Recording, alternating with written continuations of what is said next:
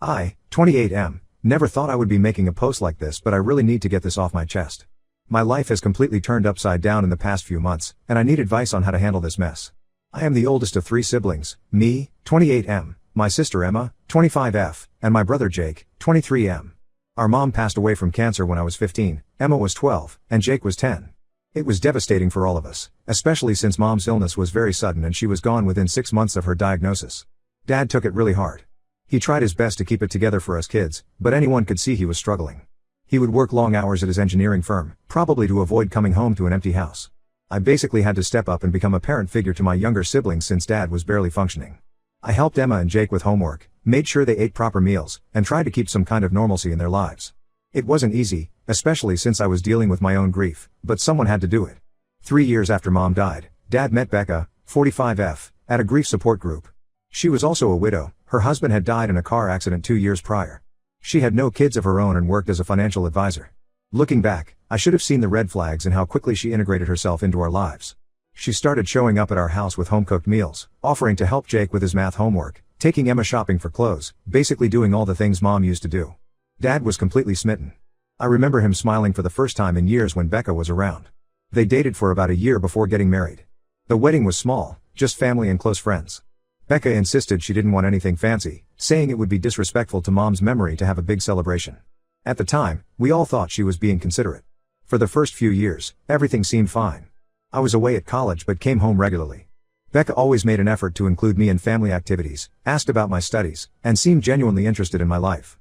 She helped Dad get his life back on track, encouraged him to start socializing again, and even convinced him to take up golf, something he'd always wanted to try but never had time for when Mom was alive. Emma and Jake absolutely adored her. She never tried to replace Mom, but she became a maternal figure in their lives. Emma especially became close to her, probably because she was going through her teenage years and needed a woman to talk to. Jake was a bit more reserved at first, but Becca won him over by supporting his interest in photography and buying him his first professional camera. The problem started about 6 months ago when my grandfather, Dad's father, passed away. Grandpa was quite wealthy. He had built a successful construction company from scratch and made some smart real estate investments over the years.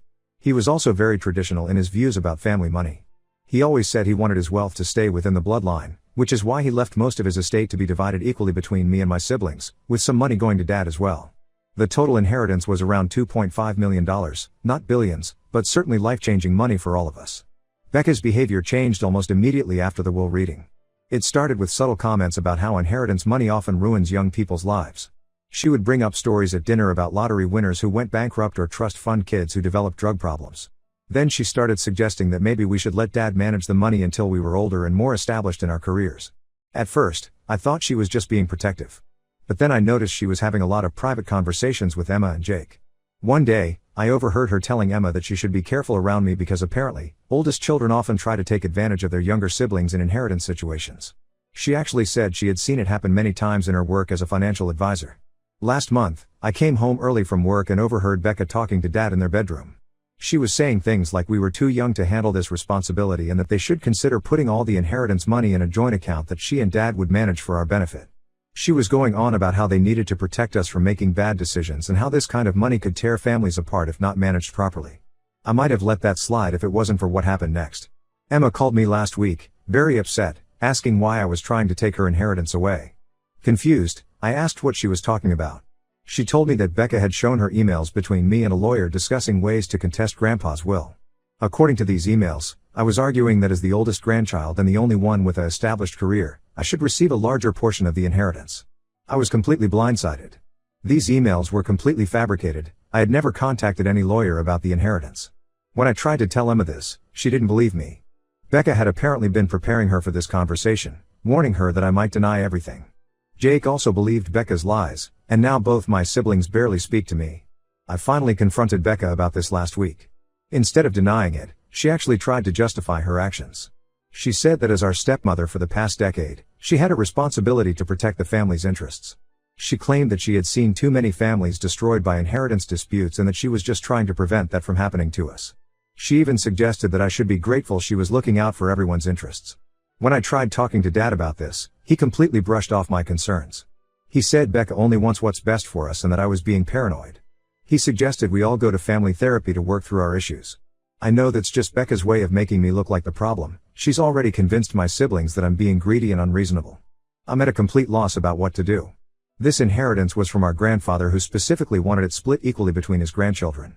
Becca never even met Grandpa more than a handful of times. He was already in declining health when she married Dad. She has no right to try to control this money, but she's somehow convinced everyone that she's just being a concerned stepmother. I'm considering getting a lawyer involved, but I'm worried it will completely destroy my relationship with my siblings. They already barely trust me thanks to Becca's lies. I never wanted any drama over this inheritance, but it feels like Becca is forcing my hand. Any advice would be appreciated. Update 1. First, I want to thank everyone who commented on my original post. Reading your suggestions about gathering evidence and protecting myself legally really helped me think clearly about this situation. Unfortunately, things have gotten much worse over the past 2 weeks, and I need to share what happened. After reading all your comments suggesting I get proof of Becca's manipulation, I started investigating those emails she showed my siblings. It wasn't easy since neither Emma nor Jake wanted to talk to me. I tried calling them multiple times, but they either ignored my calls or hung up after a few seconds. I finally managed to get through to Jake last Wednesday when I called from a different number. Jake was cold at first, but I managed to convince him to at least hear me out. I explained that I needed to see these emails she showed them, not to defend myself, but to understand what was happening. After almost an hour of talking, he agreed to send me screenshots of the emails Becca had shown them. What I found was both shocking and infuriating. The emails were obviously fake.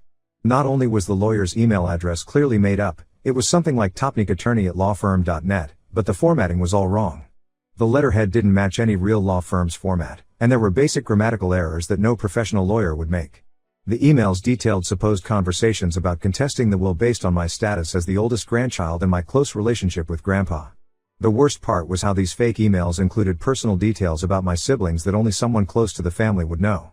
One email mentioned how Emma had struggled academically after Mom's death, which was true, but not something I would ever use against her, suggesting this made her less capable of managing her inheritance. Another email brought up Jake's brief rebellious phase in high school when he got caught smoking weed, painting him as irresponsible with money.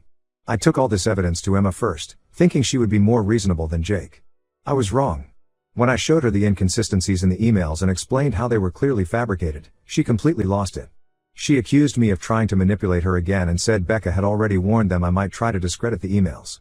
According to Becca, I was tech-savvy enough to create fake evidence to cover my tracks. Jake, at least, seemed uncertain after I pointed out the problems with the emails. He admitted that some things didn't add up, but he was torn between believing me and staying loyal to Becca, who he said had been nothing but supportive of him for the past decade. But here's where things took an even darker turn.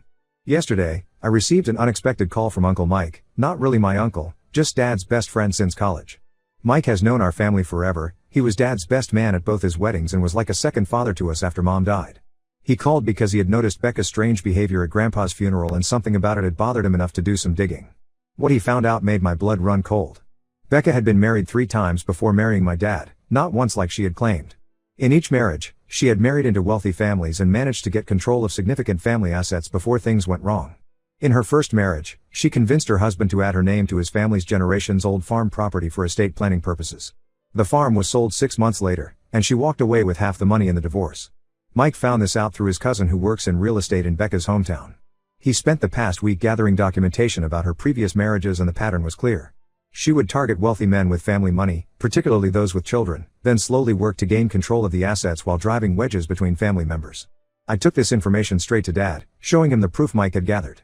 His reaction shocked me to my core. Instead of being angry or even surprised, he defended her. He said everyone deserves second chances and that Becca had changed. When I asked why she had lied about her previous marriages, he suggested that maybe she was too traumatized to talk about them. It was like he was completely brainwashed. Somehow, Becca found out about my conversation with Uncle Mike within hours. She immediately called a family meeting, probably to get ahead of the story. We all gathered in the living room where she put on quite a performance. Through tears, she confessed to her past marriages, spinning a tale about abusive ex-husbands and how she was too ashamed to tell us before. She claimed she had changed her name and hidden her past to protect herself from these supposedly abusive men. Emma and Jake completely bought her story. They hugged her and told her how brave she was for finally opening up. But I noticed she conveniently left out any mention of the financial aspects of these marriages that Mike had uncovered. When I tried to bring this up, Emma actually shouted at me to stop being cruel. Now Becca is pushing harder than ever for Dad to protect the inheritance by putting it in a joint account. She's been suggesting that my paranoid behavior and cruel accusations show that I'm not mentally stable enough to handle my share of the money. What's truly terrifying is that Dad seems to be seriously considering it. Just this morning, he mentioned setting up a meeting with his lawyer to discuss protecting the family's interests. My siblings think I'm being heartless for not believing Becca's sob story about her past. Emma has blocked my number completely, and Jake only responds with one-word texts. I feel like I'm losing my entire family while watching a master manipulator tear us apart, and there's nothing I can do to stop it. Update 2: I need to update you all because some huge developments have happened in the past few weeks. Remember how Uncle Mike was helping me investigate Becca? Well, he managed to track down Becca's second ex-husband, Tom, through some mutual business connections. What Tom told us completely validated all my suspicions and revealed just how calculated Becca's actions have been. Tom agreed to meet with me and Uncle Mike at a coffee shop in his city. He initially seemed hesitant to talk about Becca, but once I explained our situation, he opened up. According to Tom, Becca's pattern in her previous marriages was always the same. She would specifically target wealthy men with family money and established businesses, particularly those with children. She was extremely patient, sometimes spending years slowly manipulating family dynamics. In Tom's case, Becca spent 3 years gradually driving a wedge between him and his 2 adult daughters. She would make subtle comments about how his daughters only visited when they needed money, or how they didn't appreciate all he did for them. Then she started suggesting that his daughters were taking advantage of him financially. Sound familiar?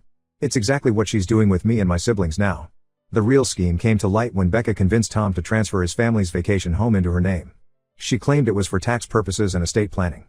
She had all these complicated explanations about tax benefits and asset protection that Tom didn't fully understand but trusted her judgment since she worked in finance. Within months of the transfer, she sold the house without his knowledge and disappeared with all the money. But here's what really got to me. Tom said Becca had used almost identical tactics with his daughters that she's using with us now.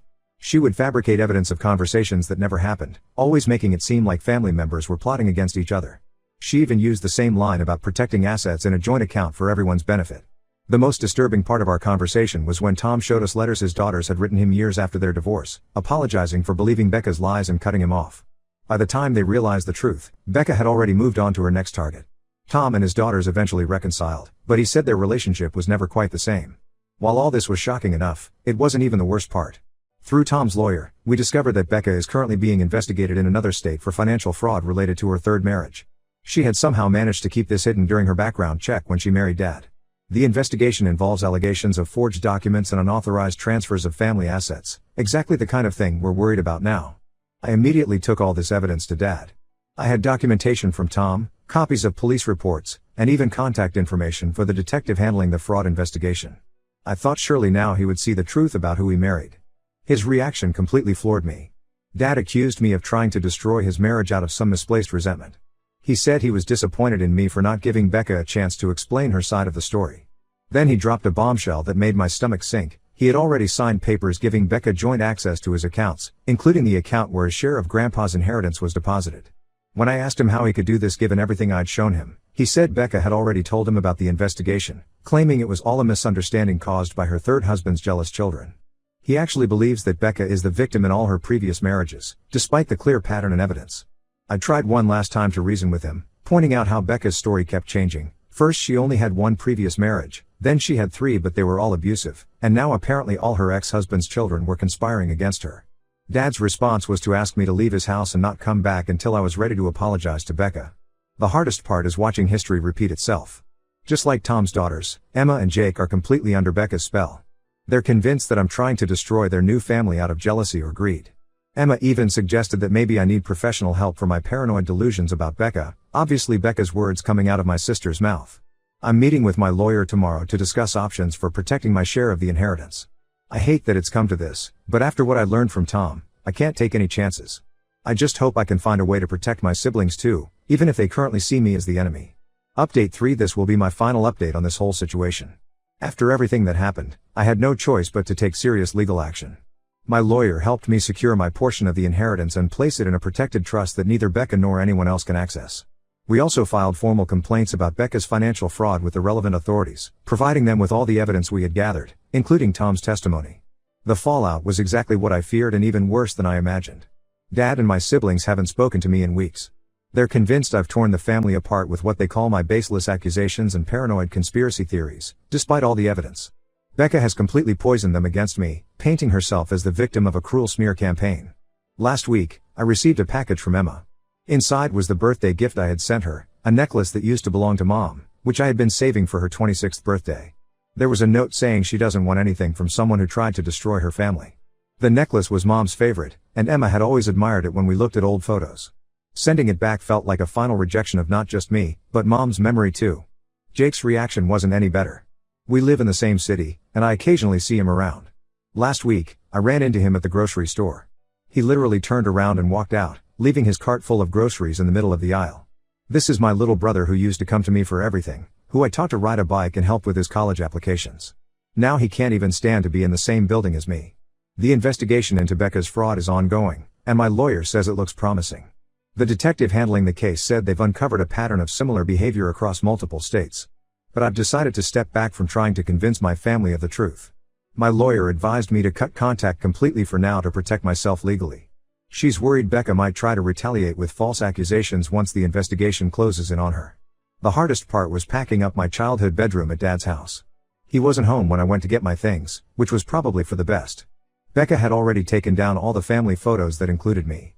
There used to be a photo of Mom, me, Emma, and Jake at the beach, the last vacation we took before Mom got sick.